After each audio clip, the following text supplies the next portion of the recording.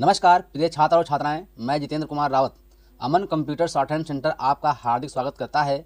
जो छात्र और छात्राएं सिंह प्रणाली शॉर्ट हैंड पूरी किताब पढ़ चुके हैं और उस किताब के मैटर की भी शॉर्ट हैंड डिक्टेशन स्पीड बना चुके हैं और उन्हें अधिक शॉर्ट हैंड डिक्टेशन स्पीड बनानी है तो संपर्क करें, क्योंकि हमने रामधारी गुप्ता की किताब में से 203 पेज डिक्टेशन के लिए हैं, जो प्रत्येक पेज में 400 शब्द हैं, जिनका डिक्टेशन 60, 80, 100 व 120 शब्द प्रति मिनट की स्पीड से 400 व 800 शब्दों पर दिया गया है।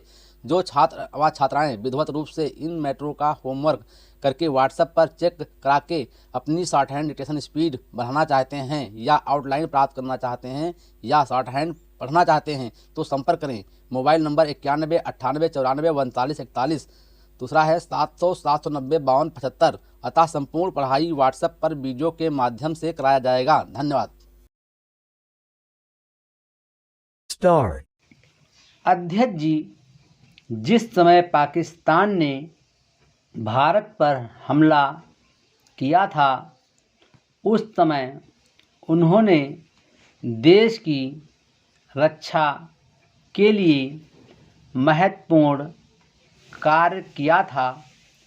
इसके साथ ही मैं मंत्री महोदय को यह भी स्मरण दिलाना चाहता हूँ कि शायद उन्होंने इस पर ध्यान नहीं दिया कि इस बार जो राष्ट्रीय पुरस्कार मिले हैं उनमें रेलवे प्रशासन को केवल 2 ही प्राप्त हुए हैं, जबकि मैं ऐसा मानता हूँ कि हमारी सेना के बाद अगर किसी ने युद्ध काल में सराहनीय कार्य किया है तो वो रेलवे प्रशासन अथवा रेलवे कर्मचारी और अधिकारी हैं।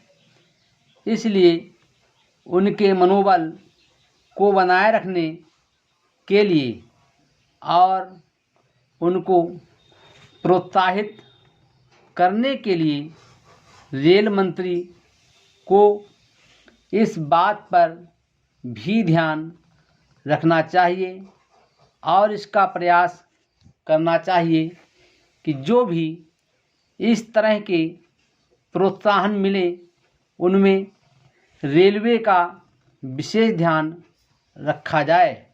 रेल मंत्री महोदय ने अपने वक्तव्य में भी रेलवे कर्मचारियों की प्रशंसा की है या उनको प्रोत्साहन दिलाया है, लेकिन ये प्रोत्साहन शांतिकाल में भी बना रहना चाहिए। रेलवे ने युद्ध काल में जो काम किया वो देश की रक्षा का महान उद्देश्य था, लेकिन उसके बाद देश के निर्माण में या गरीबी मिटाने के लिए जो युद्ध होता है उसमें भी प्रत्येक रेलवे कर्मचारी का मनोबल उसी तरीके से बना रहे, इसके लिए भी रेल मंत्री महोदय को कुछ कदम उठाने की आवश्यकता है।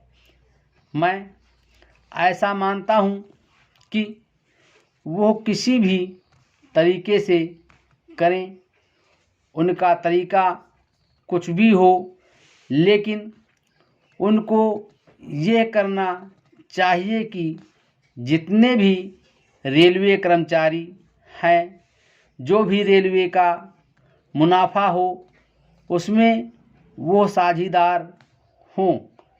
चाहे आप उनको बोनस के रूप में कुछ दें, चाहे किसी और तरीके से दें, लेकिन हर वर्ग के रेलवे कर्मचारी को मालूम होना चाहिए कि यदि वह देश के निर्माण के संबंध में ठीक तरह से काम करेगा तो उसको पुरस्कार के रूप में या वेतन के अंश के रूप में अपने वेतन के अलावा पैसा मिलेगा।